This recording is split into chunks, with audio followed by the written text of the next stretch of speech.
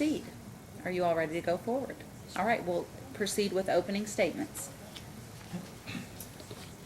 I think I'm just going to stand right Do you need the podium, Ms. Mudrack? You can move that back over if you do. Is there a way she can talk something like, it's very distracting hearing the translation and then trying to listen to you? At least for me it is.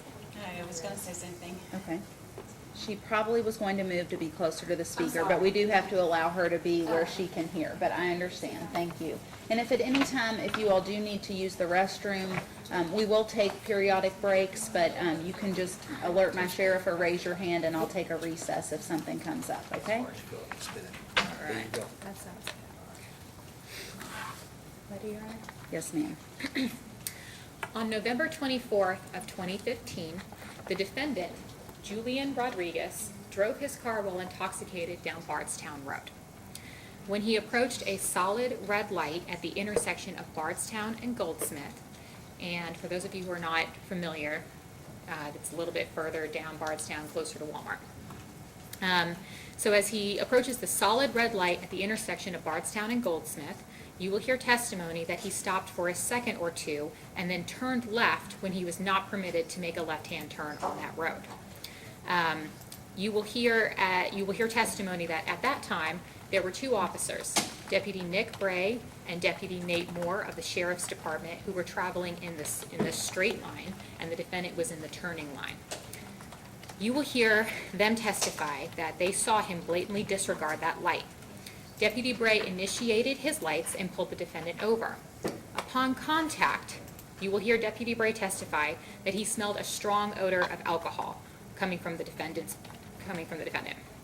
Additionally, you will hear Deputy Nate Moore testify that he was standing on the passenger side of the car and that he could also smell the strong smell of alcohol all the way on the other side of the car. You will hear that the defendant admitted to the deputies that he had been drinking a couple of beers and that he was coming back from getting some food at 2:16 in the morning. You will also hear the deputy say that the defendant said that he lived just right there and that he asked if he could go home, ignoring the seriousness of the situation. You will hear Deputy Bray testify that he asked the defendant to perform a series of standard field sobriety tests. In the process of doing those tests, you will hear that field sobriety tests are simple divided tests and that driving a car is a complex task. And that those tests are meant to determine if someone could or should be operating a motor vehicle. You will also hear Deputy Bray testify that the defendant showed 4 of the 6 clues on the horizontal gaze nystagmus test, 3 of the 8 clues on the walk and turn test, and 3 of the 4 clues on the one-leg stand test. You will also hear him testify that based on him witnessing the defendant disregarding that stoplight, the strong smell of alcohol and the clues of intoxication observed on those standard field sobriety tests, that there was no doubt in his mind that the defendant was intoxicated and should not have been driving that car that night. Once you hear this evidence from Deputies Bray and Moore, you will then also hear testimony from a third officer at the jail and his observations of the defendant. And after you hear all of that evidence, I will ask you to listen to his facts carefully and find him guilty of DUI. Thank you. Great, thank you. And opening statements from the defense. Thank you, Your Honor.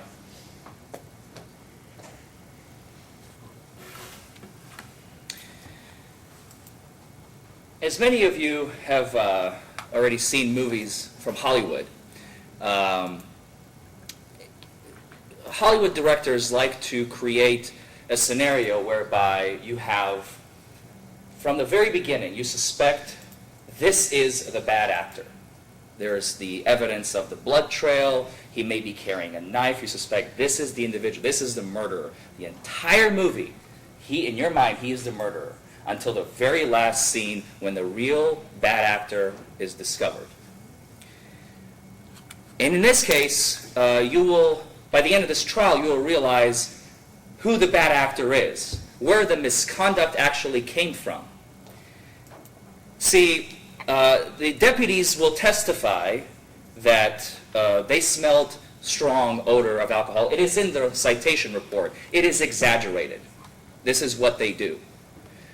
The my client has been in the States, living in the States. He's from Cuba.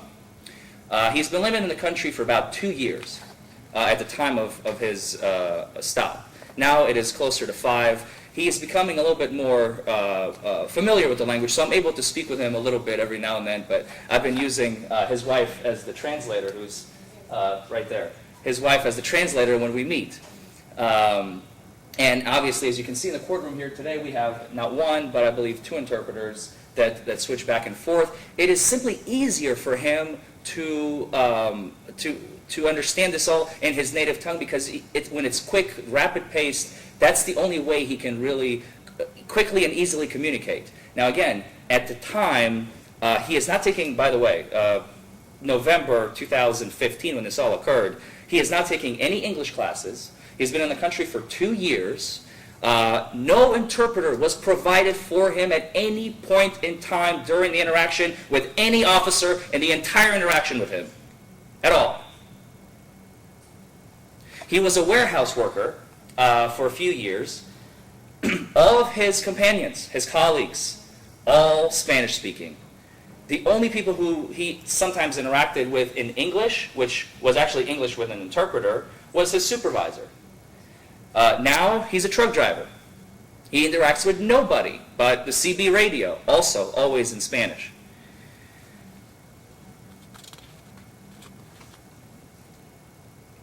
You will hear nothing but evidence of his innocence in this case.